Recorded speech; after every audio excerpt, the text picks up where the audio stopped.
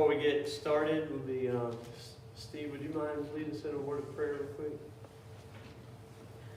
Heavenly Father, we're so thankful for this day that we can gather here in your presence and study a portion of your word. We pray, Lord, that you be with us, help us focus strictly on you today and your word in this lesson, and help us apply it to our lives so we can teach others about your Son, Jesus. Please, Lord, forgive us when we fall short. In Jesus' name we pray. Amen. So continuing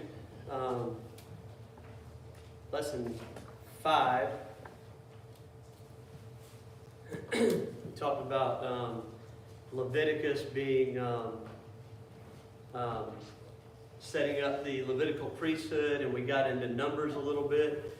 We want to talk about, there's a few things that's not in this workbook that I wanted to go over this morning, and hit some more highlights and get into it a little bit deeper too.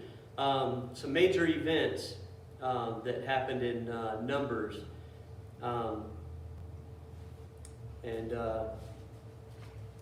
Numbers mainly focuses on the Israelites' journey through the wilderness after their exodus from Egypt. It also focuses on their repeated rebellion against God, and then their eventual preparations to enter into the Promised Land. The book of Numbers is structured around 3 main sections, and those sections, the census that they did among their people, basically counting how many people they had, but also counting how many 20-year-olds and older that were able to be armed and be military. And also the 40-year wandering, and then the second census and the preparation going into Canaan. So those are the 3 main sections of Numbers. So I want to talk about some of that this morning. Number 1, the census and the departure from Sinai. So the initial census was numbering the men capable of fighting and highlighting the vast size of the nation. By this time, it started out with Jacob and his 12 sons, and it just grew and grew and grew. By the time they left Egypt, there were about 1 million people leaving Egypt. So it was a pretty good sized nation at this point. And as we saw in Leviticus at Mount Sinai, when they left, they had a leader with Moses, but they weren't really a functioning nation yet. So there's, God it had instructions on building the tabernacle and focusing on how to worship Him, and building the Ark of the Covenant, and reiterating the fact that He was going to be with them, and also setting up a Levitical priesthood, and really getting the nation starting to be a functioning nation. And then of course the departure from Sinai. But in this, at Sinai, what are some of the things that happened at Sinai? We talked about this last week. What were some of the things that happened at Sinai that were big? 10 Commandments. 10 Commandments, twice. Golden calf. The golden calf, right? Moses came down with the tablets and saw that they were so impatient, so untrusting of God's plan, so they felt like they should take things into their own hands, and they threw all their gold in and melted the gold down and built this golden calf, built an idol and started worshiping it. And all right, so we had the golden calf. What else? God punishing the people for that event. God punishing the people how? For that event. For that event, how did He punish them? He crunched up all the stuff and put it in water and made them drink it. Yep. What else? Fear of God when when they came to the mountain, and all the thundering and the earthquaking and. Yeah, and at that time, they were fine with Moses, please be our mediator, because that's too scary for us, right? So they, Moses, they were fine with letting Moses be the mediator. Also, like I just mentioned just a minute ago, we have the tabernacle plans and them carrying it through and being built before they left there, and also the Ark of the Covenant. The priesthood was. And what? The priesthood was established there. Right, the priesthood was established there, right. So there's some major things that happened there at Sinai before they left, and the second section would be the 40 years, and that included the wandering in the wilderness. And with the wandering in the wilderness, there was a lot of rebellion, murmuring, complaining. Israelites repeatedly complained and rebelled against God and Moses during this time, and which led to judgments or punishments from God in various different ways, and we're going to talk about some of those here in just a little bit. Also, one of the things that's not really, some of the things that's not mentioned here, we had the spies that Moses sent out to the land of Canaan during the Book of Numbers, and how many spies were there? Well, There was 12 total spies, and how many came back with bad reports? How many came back with good reports? 10 and 2. Right, 10 and 2, and the 2 spies that came back with good reports were Joshua and Caleb. And we'll get into some of that in just a few minutes. We also have the bronze serpent. God sent the fiery serpents as judgment and punishment. And we also have Miriam and Aaron both die in the Book of Numbers. The third section is towards the end of the book, is the second census that occurred, and the preparation for going into the land of Canaan after the 40 years of wandering. So the census was counting the new generation of Israelites to see where they were military-wise, and also, again, to see this new generation, how big it is. And keep in mind, all of those grew up wandering in the wilderness. So here we have a young generation because all the other ones had died off. Also, we had the defeating of Midian. Israelites defeat Midian and divide the spoils, demonstrating their strength and God's blessing. And we have finally the preparation for Canaan, and Moses kind of recounts the journey and lays out the plan for the conquest and the division of Canaan, preparing this new generation for their future inheritance, even though he's not going to be able to make the trip over to the Promised Land. So Numbers highlights the Israelites' journey of faith and disobedience and times of unfaithfulness. And it also highlights God's faithfulness and also his judgments and punishments as well. So anyways, we're going to get into some of this. So here's the journey that probably the path that the Israelites took. Went down to Mount Sinai, and then in the Book of Numbers, you can see some of the main towns or cities or areas that they wandered in, and then finally going up to the Jordan, where they will finally cross over into the Promised Land. That's kind of the path that they took. All right, we want to talk about the complaining and the murmuring and the disobedience and lack of faith. How many times do you think the Israelites were recorded complaining and murmuring and things like that. Anybody have an idea? One time for 40 years.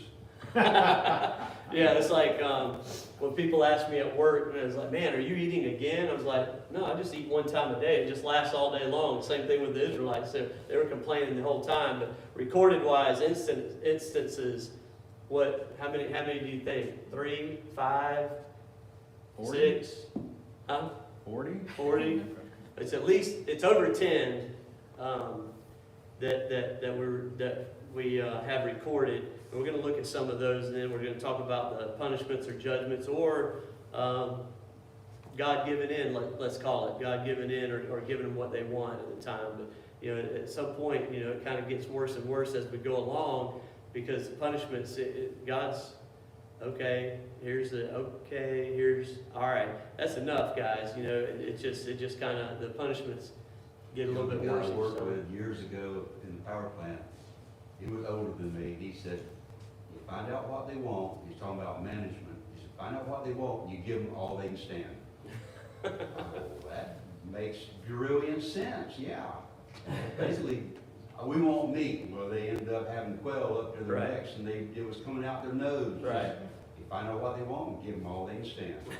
And I've never forgotten that. And that's basically how the Israelites are. Right. God gives them what they want, and plus some. Yep. I've been reading in Ezekiel, and he talks a whole lot about, the past and everything with Israel, and he talks about their cravings, how their cravings were just constant.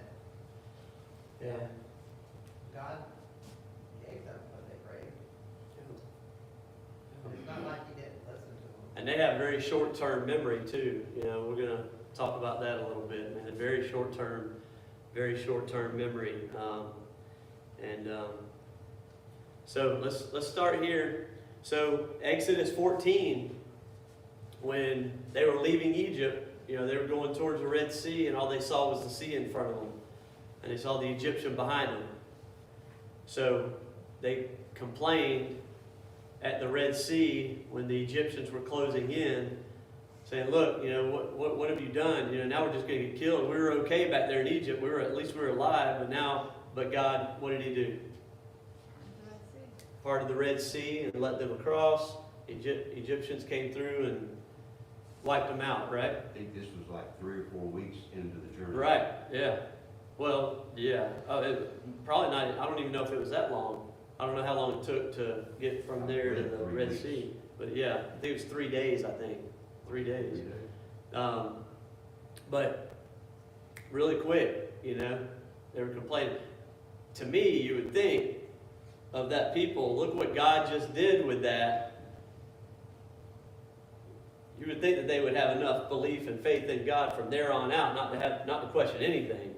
I mean, you get the whole tribe of Israel heading towards the Red Sea, and now what are we going to do? Because those guys are right behind us with their chariots, and they're going to kill us. And he parts the Red Sea and lets them through and kills all the Egyptians.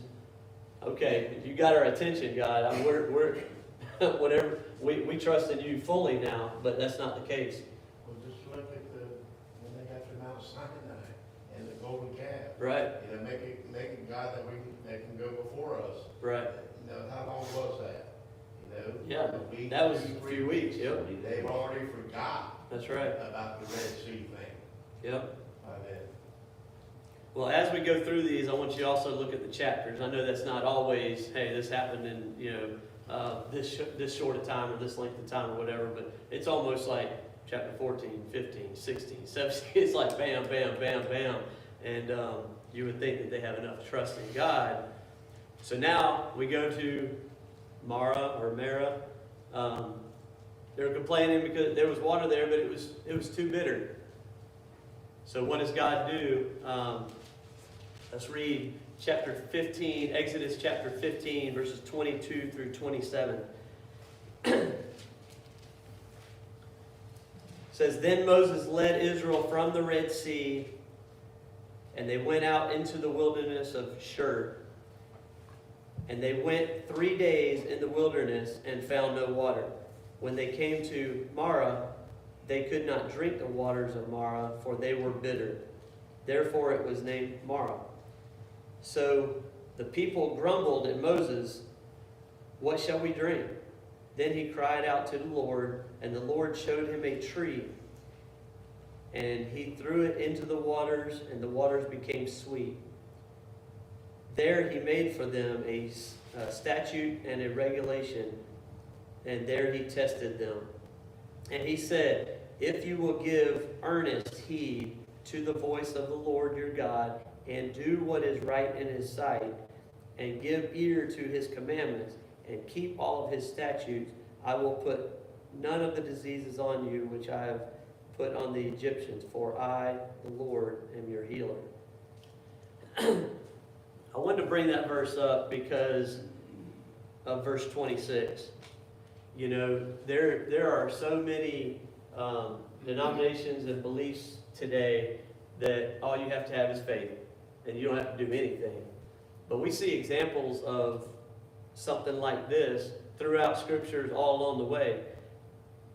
The Lord said, and he said, "If you will give earnest heed to the voice of your Lord, your God, and do what is right in his sight, and give ear to his commandments, and keep all of his statutes, I will put none of the diseases on you which I have put on the Egyptians, for I am the Lord your God." He's requiring something from them.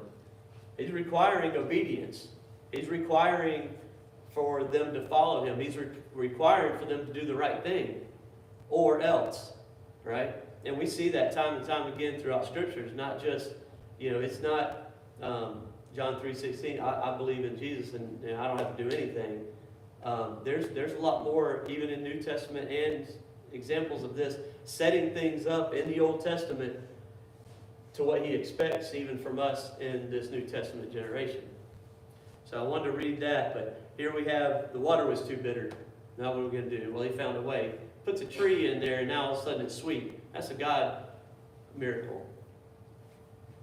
And we look at their disobedience a lot, but we need to also look at, when God made that promise to Abraham, he was faithful about keeping that promise. He's faithful to them about taking care of them and leading them.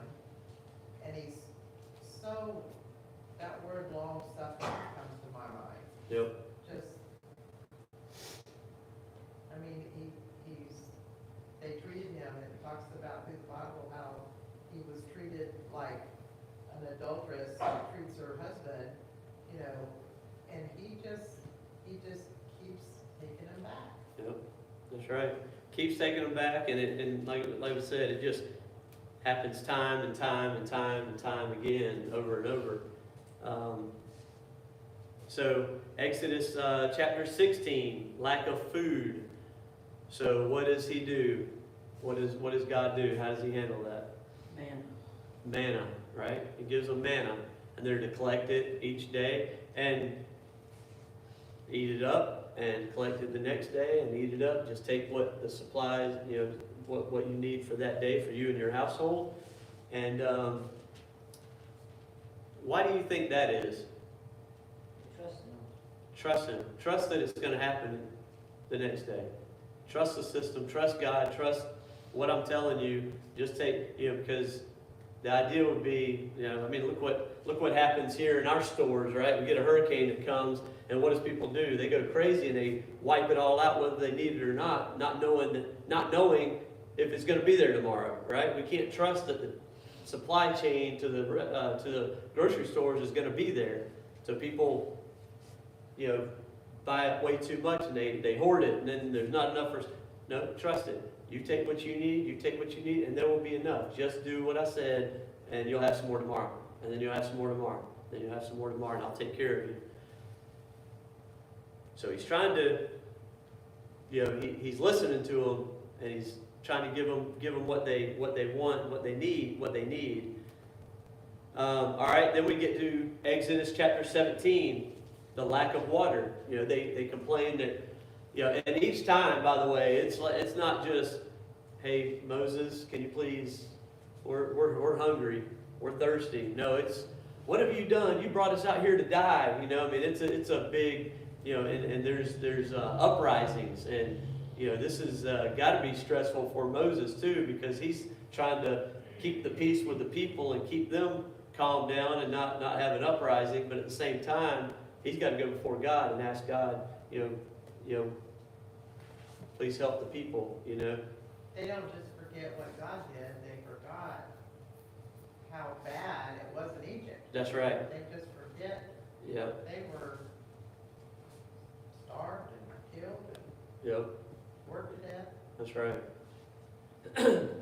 Yeah, and it's one of those things where, as time, a little bit of time goes on, whatever situation you're in might feel worse than what you were in, but while you were in that one, it was bad too, But this way, they've got God on their side. He's trying to show them time after time after time that, He's there. He's going to protect them. He's going to provide for them. He's going to, and they're just not getting it. I mean, look, we're already Exodus 14, 15, 16, 17. Yes, sir. This is a natural thing for all human beings. Yep. This just happened to me on the way back.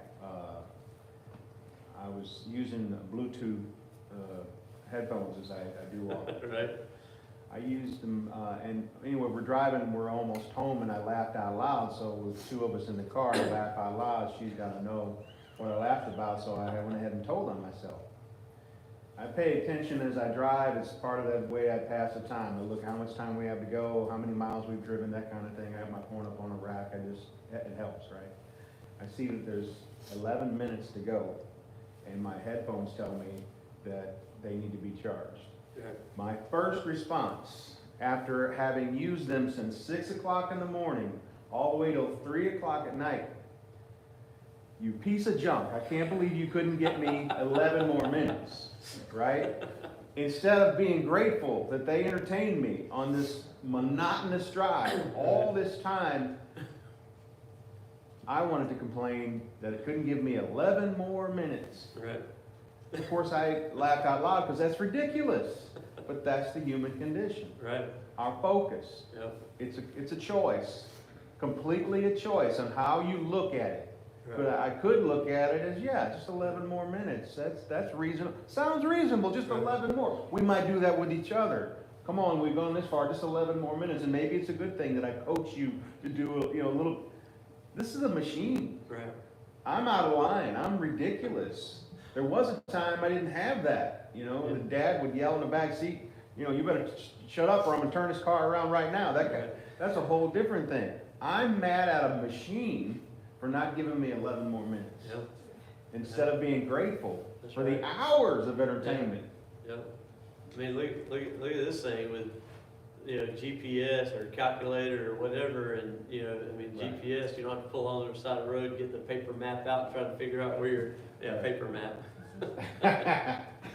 Yeah, so there's so many things that, it's our human nature to, we forget just a few years ago, we didn't have the internet to be able to look stuff up. Dad would say, you got an encyclopedia, go look it up, and have to look things up with encyclopedia or dictionary, but yeah, I mean, there's so many things, but in this case, God's like giving them miracles left and right. Miracles.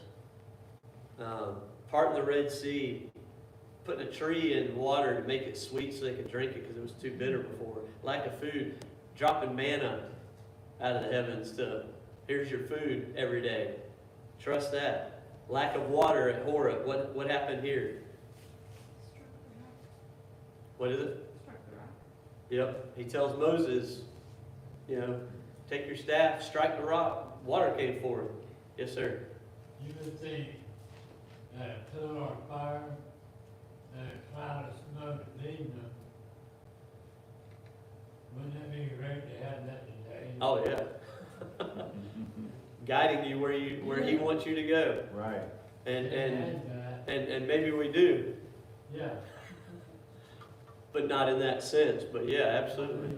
They didn't take that into calculation that God was with them.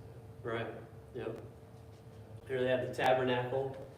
Here we have the Ark of the Covenant. It says, I will be, this is my dwelling place, this is where I'll be. And pillar, when it moves, you better pack up and move along with it because that's where we're supposed to be going. And, all of these miracles that we're seeing left and right, and it's complaining. I I like the word grumbling. To me, Grumbling. That's even more. Yep, murmuring, grumbling. And I don't even know if, like, grumbling to me is, this piece of junk, you know. I think it was more vocal and uprising. I mean, we'll see it when Korah, you know, a lot of them, it was an uprising. It was, you know, hey, what have you, you know, it was protesting. It was, I mean, it was big. And a lot of people. So grumbling and murmuring, I don't even know if we can put it into words. What, you know, we'd have to put on our tunics and sandals and be there and feel, you know, and be part of the Israelite people to see what really Moses was having to deal with and God was having to deal with. Yes, ma'am. I feel like this whole journey that God put his people through is to teach them that he is God. He is Yeah. their God, and he is in control, and they cannot do anything without him. Yeah. Throughout this whole journey, even parting the land, when he's taken over villages or kingdoms, and he tells them what to do and what not to do, and when they deceive and take things for themselves and hide up for themselves, what happens? Right. See, I think this whole journey is to teach them he is in control and to follow. Well, I think each one of and I agree with that, but I think each one of these two, if they hadn't have Yeah, not trusted, anything. I mean, if they would have trusted and not been rebellious, not been disobedient, not been all these things, they probably would have gotten the promised land a lot quicker, and that Yeah. generation would have experienced that. He made them But go all over the this- place to show them. Yep, this right here, and time and time and time and time again, he had to, okay, you're not ready yet. Okay, you're not ready yet. You're not gonna, you know, and we'll see why the 40 years, you know, this is even before, this is part of the 40 years, but it's the beginning of, you know, it's the first 2 years, let's say, what we're talking about right now, because later you'll see where he says, okay, the 40-year thing will come after the spies Yeah. come back with negative responses. And we have a choice, like Greg was saying, we have a choice to either be negative about things or positive about things. And we'll see that also with the spies and how he looks at the two spies that had good reports, that trusted in God, that said, you know what, it's but with God on our side, we can do this because God's with us. And the other ones were coming back, oh no, there's no way we can do that. The people are too big over there, and you know it's going to be way too much. I don't see how we're going to do it. And they question God's plan and God being with them. All right, and then we have Exodus 32, the golden calf at Mount Sinai. Carrie brought that up. The golden calf at Mount Sinai. All right, Numbers 11. So here at Kadesh, they complained about the wilderness. Hey, you brought us out here in this wilderness. What happened? What did God do about this grumbling or complaining? Numbers chapter 11. The fire. That's right. That's right. He had a fire, and it was on the outer part of the camp, and Moses prayed to God, cried out to God, please don't destroy the people, and the fire subdued, and it went out, and he didn't end up killing him. But God was pretty angry at this point, so much that he sent a fire, and it was going to show him a lesson there. He was going to punish them. And Moses cried out, and God let the fire die out. All right, so Numbers chapter 11. So that didn't teach them either. So now they're complaining about the lack of meat, right? They're and they were getting tired of this manna. They complain about always having manna to eat. So now it's not just Um, it's kind of like when you get at your house, it's like, oh, there's nothing to eat. Well, you probably got a pantry full of food. It's just not something you want at that time, right? It's like, oh man, I don't have anything to eat. I know that happens in our house every once in a while. Well, the fickleness too, I mean, you may love chocolate cake, and after somebody gives it to you every single day for a while, you're like, oh, I can't eat it. Yeah. It's fickleness, you know? Right. Yeah. But here they are in the wilderness, and God is providing for them every day, and it's coming every day. It's coming every day. It's coming every day. And they complained about, hey, you remember when we had meat? You remember back in the good old days? And they even said something similar to that. Back in Egypt, we were eating fish, and we were living high on the hog, and here we are out in the wilderness, and we're struggling to find food. We're struggling to find water, but God's providing for them of what they need. Of what they need. Their wants were a little bit more than their needs. Yes, sir. This is a good example of the situation that they're in, because we learn in Deuteronomy 8 and 16 that God knows full well what it's like Right. for us to have to eat the same thing every day. And he did it on purpose to test them. He easily could have given them a variety, Right. which is what he had in store for them in the promised land. That's right. So much different produce that the land will be flowing with honey because of it. But now he's giving them manna every day to see if they're going to complain about it, Right. to show them the difference between right and wrong, or good attitude, being thankful. They're not even catching on. He's saying, I fed you that way for a reason, Yep. to test you, That's right. and they failed the test. That's right. So, yeah, they're failing all these tests, left and right. And that's where, like Tammy said, he's teaching them a lesson out there in the wilderness because they're not ready. They're not ready to get the promised land. They're not ready to, they're not trusting in God. They're not, and they're just complaining. So what does God do with the lack of meat? What does he do there? Fly in the birds. That's right. All right, you want meat? What did Randall say? How did you say it? You got meat up your ears or All meat they can up your stand. eyeballs or something like that? Huh? All they can stand. All they can stand. Give them what they want. Give them all they can stand. 2 cubits deep, Yeah. that's 32 inches. Yep. That's. That's knee deep. Yep.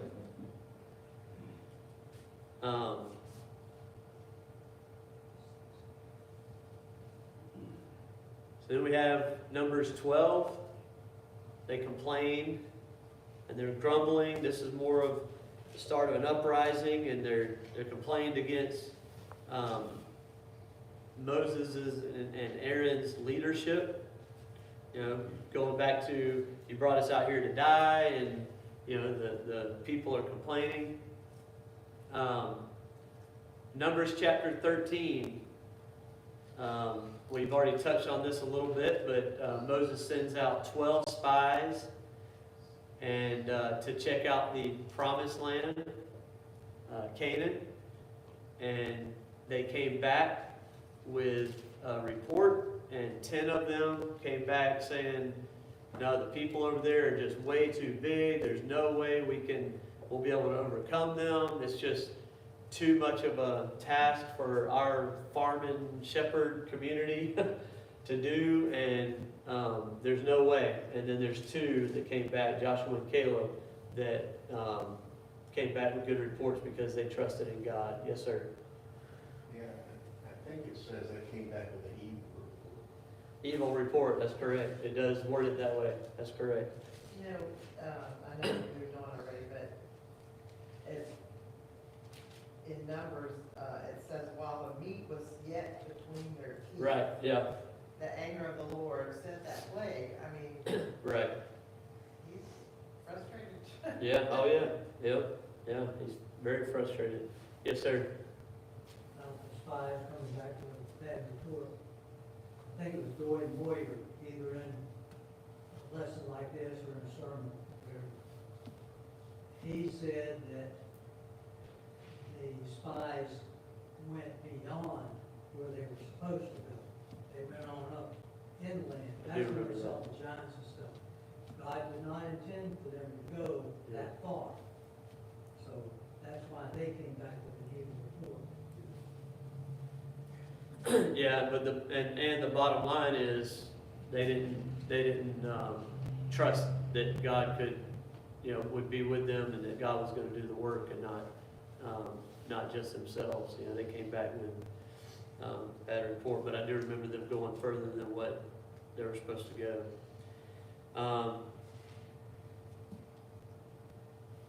All right, so what was God's judgment or punishment after this complaining or evil report?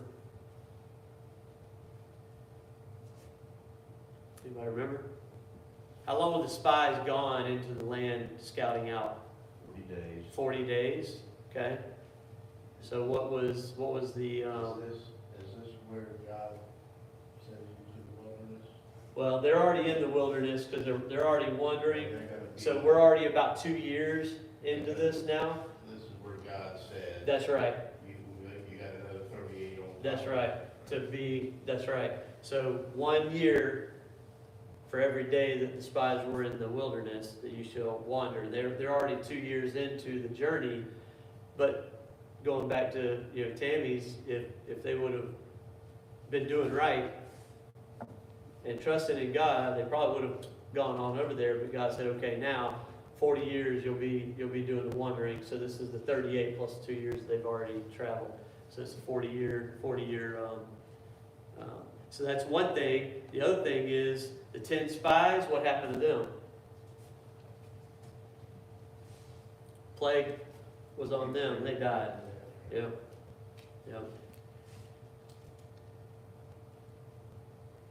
All right, Numbers 16 and 17. This is what I was mentioning earlier. There was a uprising and a rebellion against God and Moses. A man by the name of Korah kind of led this rebellion and uprising.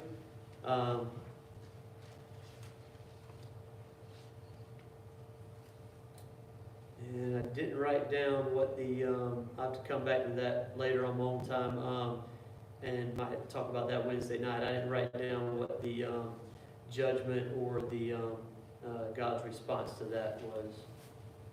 The earth opened up and swallowed them. Is that what it was? Okay, earth opened up and swallowed. I didn't write that note down. And fire. And fire. Okay, so you can see through all of these things that we've been talking about. Okay, you want water? There's your water. All right, you want food? Okay, here's your. All right, I'm sending a fire. All right, I'm opening up the earth. Okay, now you're gonna have to walk. It's getting worse and worse and worse as time goes on because God's about had enough. And Numbers 20, again, I wrote this down, assembled themselves against Moses and Aaron. It's not like, so lack of water again. Hey, we're in an area where there's not any water. It's not like, hey, I'm going to petition, I'm going to go to Moses and ask Moses, hey Moses, can you help us do something about this? No, it specifically assembled themselves against Moses and Aaron. There's an uprising. There's a, hey, let's get together and let's go before him. And, it's a big protest, petition. It's not a pleasant thing. Yes, sir. Is this that Mora, start with the end, right? So this is the second. The second one, is this where Moses got in trouble, right? That's correct. Well, after Korah was consumed, the people started grumbling that God had killed their people. And that's when 14,700. 700 with the plague, right? Yeah. Yep. So there was before even this, there Right. was more people. Yeah, and I believe that the 14, and I've got a note on mine.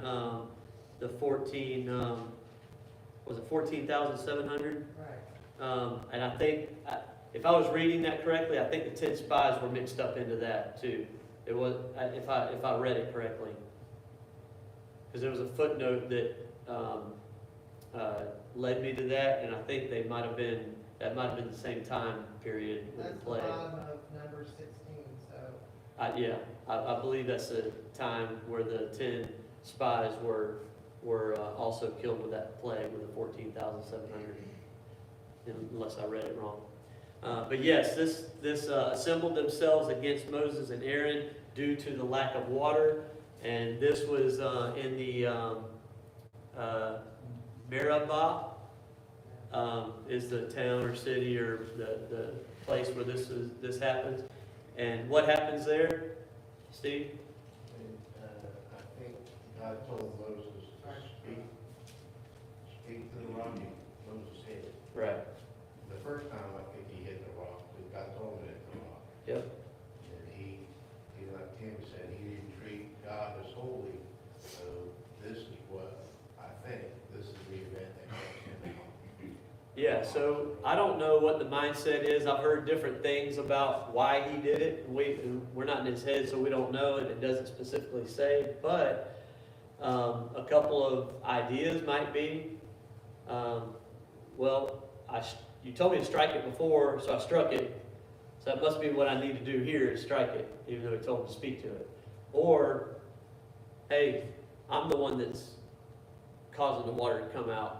Maybe there was a pride thing. I don't really know what it is. The bottom line is, God told Moses to speak to the rock, and Moses struck the rock. Well, God says, because you did not believe in me. Right. Didn't believe that it could happen just by speaking You to are it. Didn't holy as believe. holy. Yeah. So, not believing, but the bottom line is, he did not obey God. God told him to do something, he didn't do it, and there was consequences to it.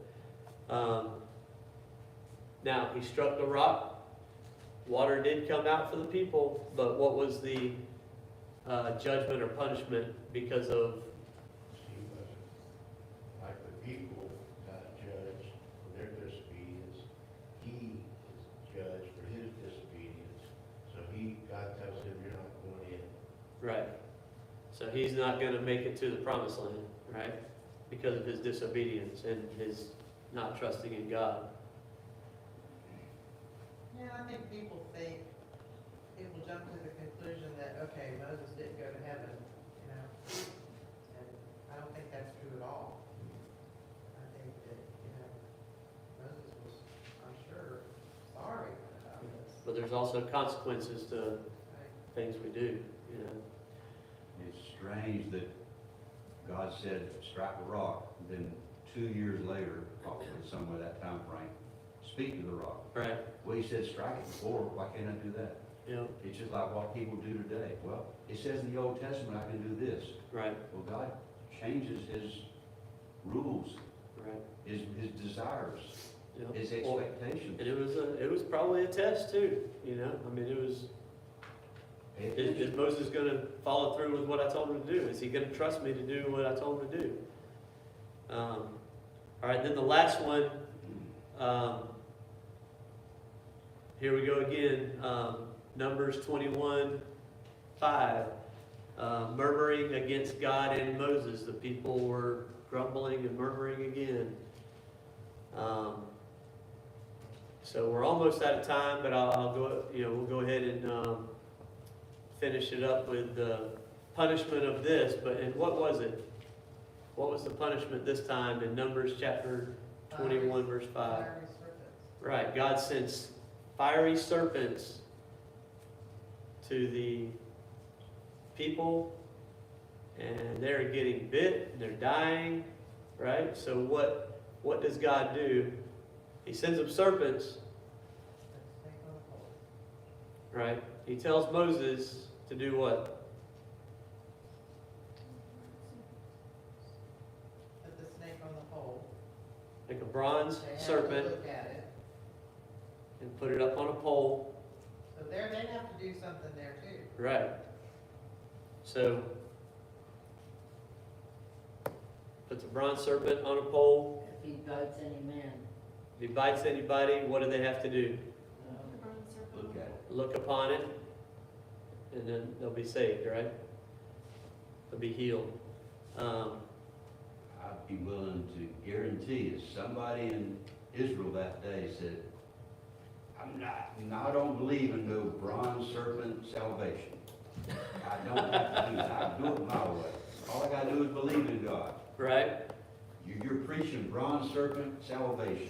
Yep. And just to close out, y'all ever seen that symbol? Didn't hear you. Or maybe that symbol? Healing. Right. So if you Google this, a lot of your findings might be mythology. But guess what? This happened before mythology. So this has an origin somewhere, and we read about it in the Bible.